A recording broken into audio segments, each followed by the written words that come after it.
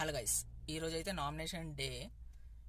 వేరే level nominations అయితే చూడబోతున్నాం మనము ఖచ్చితంగా. ఎందుకంటే లాస్ట్ వీక్ అందరు ఫ్యామిలీ విజిట్ చేశారు. ఒక్కొక్కరు కాన్ఫిడెన్స్ ఇంకా పీక్స్లో ఉంటుంది. అండ్ ఆల్సో ఇంకా ఎవరు ఆపోజిషన్ ఎవరికి అని చెప్పేసి వాళ్ళు కూడా ఒక క్లియర్ కట్ ఐడియా వచ్చిండొచ్చు.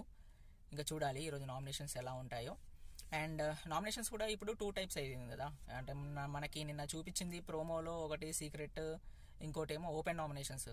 నేను నిన్న సీక్రెట్ చూసిన తర్వాత కూడా అనుకున్నా మేబీ ఓపెన్ నామినేషన్స్ కూడా ఉంటాయి. ఎందుకంటే వాళ్ళు అంత ఈజీగా వదలరు కదా మేనేజ్మెంట్.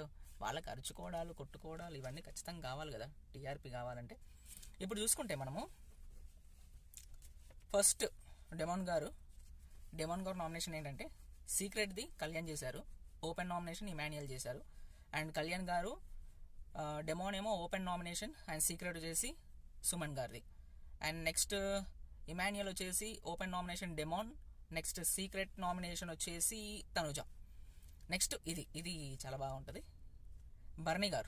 బర్నీ గారు ఓపెన్ నామినేషన్ వచ్చేసి దివ్య అండ్ సీక్రెట్ వచ్చేసి తనుజ. బాగుంది, చాలా బాగుంది, చూడాలి ఎట్లా ఉంటుందో. And next Divya obviously Tanuja open nomination, secret nomination వచ్చేసి బర్నీ గారు. ఇంకా బాండింగ్స్ ఏం లేవు, ఇంకా అంతే అయిపోయింది. ఇంకా రితు అయితే నామినేషన్లో లేదు. రితు నామినేట్ చేసింది ఎవరికి అంటే సంజన గారిని ఓపెన్ నామినేషన్ అండ్ సీక్రెట్ వచ్చేసి కళ్యాణ్. నెక్స్ట్ సుమన్ అన్న ఇంకా తెలిసిందే కదా, సంజన గారికి ఓపెన్ నామినేషన్ చేశారు, కళ్యాణ్. వీళ్ళిద్దరి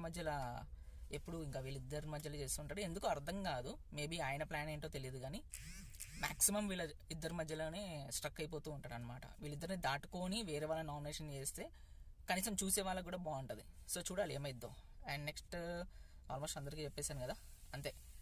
ఇది నామినేషన్ లిస్ట్. అయితే చూడాలి ఈరోజు ఎట్లా ఉంటుందో నామినేషన్. వాళ్ళ పాయింట్స్ ఎట్లా ఉంటాయి, ఏ లెవెల్లో కొట్టుకుంటారు, ఏ లెవెల్లో ఎంటర్టైన్మెంట్ ఇస్తారో చూడాలి. ఎంటర్టైన్మెంట్ పక్కన పెడితే వాళ్ళ పాయింట్స్ వ్యాలిడ్ ఉంటే మాత్రం ఎవరైనా కానీ కంపల్సరీగా వాళ్ళ గ్రాఫ్ పెంచుకునే వీక్ ఇది ఖచ్చితంగా. చూడాలి ఏమైద్దో మరి.